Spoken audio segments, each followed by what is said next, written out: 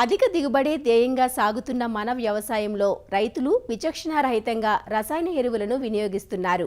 అందున కాంప్లెక్స్ ఎరువులను పోటాపోటీగా వేయటం వల్ల భూమిలో భాస్వరం నిల్వలు పెరిగిపోయి ఇతర పోషకాలు మొక్కలకు అందక లోప లక్షణాలు ఎక్కువగా కనిపిస్తున్నాయి.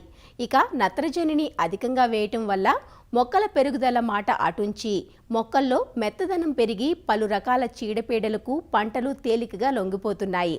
మరోప్రక్క పొటాష్ వినియోగం తక్కువగా ఉంది. పంటకు ఈ ముఖ్య పోషకం ఆవశ్యకత చాలా ఉంటుంది. మొక్క రోగనిరోధక శక్తి పెంచడంలో, పండ్లు కూరగాయలకు మంచి రంగును రుచిని ఇవ్వడంలో ఈ పొటాష్ అధికంగా ఉపయోగపడుతుంది. పొటాష్ను అవసరానికంటే తక్కువ మోతాదులోనూ లేదా అసలు విస్మరించడం వల్ల మొక్కల్లో పొటాష్ లోపాలు కనిపిస్తున్నాయి. పంటల్లో పొటాష్ ఆవశ్యకత, లోప లక్షణాలు, సవరణ గురించి పూర్తి సమాచారాన్ని మనకు తెలియజేస్తున్నారు ప్రొఫెసర్ జయశంకర్, తెలంగాణ రాష్ట్ర వ్యవసాయ విశ్వవిద్యాలయం నాగర్ కర్నూలు జిల్లా Palem Krishi Vigyan Kendra programme coordinator doctor T Prabhakar Reddy. మనకు ప్రధాన పోషకాలలో నత్రజని, భాస్వరం తర్వాత మనకు చాలా ప్రధానమైన పోషకం పొటాష్. ఈ పొటాష్ అనేది వివిధ పంటల యొక్క దిగుబడికి చాలా ప్రముఖ పాత్ర పోషిస్తుంది. ప్రతి పంట టన్ను దిగుబడికి పంట భూమి నుంచి 30 కేజీల పొటాష్ని తీసుకుంటుంది. అంటే ఒక టన్ను పంట దిగుబడి రావాలి అంటే 30 కిలోల పొటాషు మొక్కకు అవసరం. పొటాషు వేయటం వల్ల మనకి ఈ యొక్క గింజ నాణ్యత పెరుగుతుంది, గింజ బరువు పెరుగుతుంది, గింజలు ఎక్కువగా రావడానికి కూడా ఉపయోగపడుతుంది.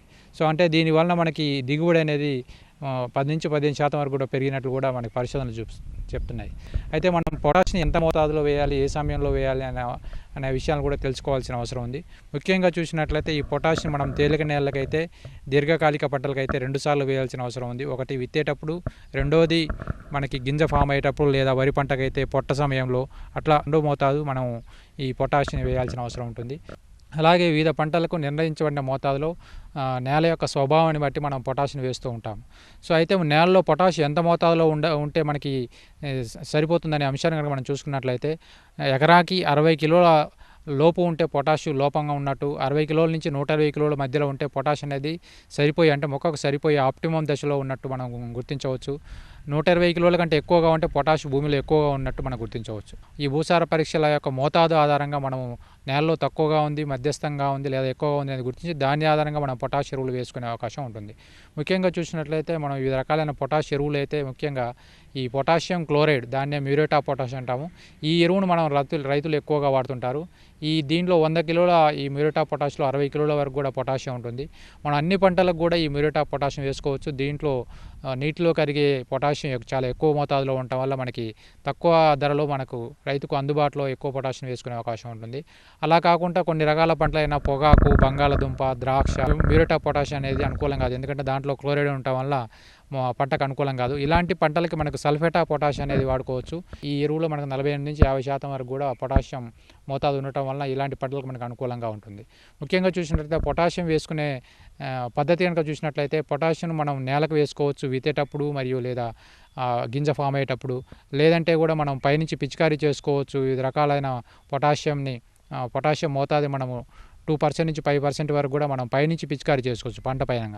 ఒకవేళ మనం పొటాషియం వేయలేని పరిస్థితుల్లో లోపాలు కనుక గమనించినట్లయితే ఈ ఆకు అనేది పసుపు రంగులోకి మారుతుంది. ఈ తీవ్రత ఎక్కువగా ఉన్నప్పుడు ఆకు అనేది పసుపు రంగు నుంచి ఎండిపోవడం జరుగుతుంది. తర్వాత ముదురు ఆకులు మొత్తం కూడా ఎండిపోవటం, ఆ పెరుగుదల అనేది తగ్గిపోయి చివరికి దిగుబడి కూడా తగ్గిపోతుంది.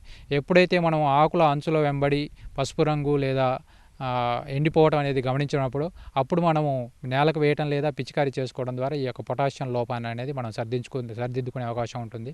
సో ముఖ్యంగా ఎప్పుడైతే అధిక వర్షాభావ పరిస్థితులు ఏర్పడినా, అధిక వర్షం కలిగి నేలలో తేమ ఎక్కువగా ఉన్నా కూడా ఇలాంటి 2 పరిస్థితుల్లో కూడా మనం ఈ పొటాషియం పిచికారీ చేయడం ద్వారా మనము దాన్ని తట్టుకునే పరిస్థితులు అనేది మనం క్రియేట్ చేసే అవకాశం ఉంటుంది.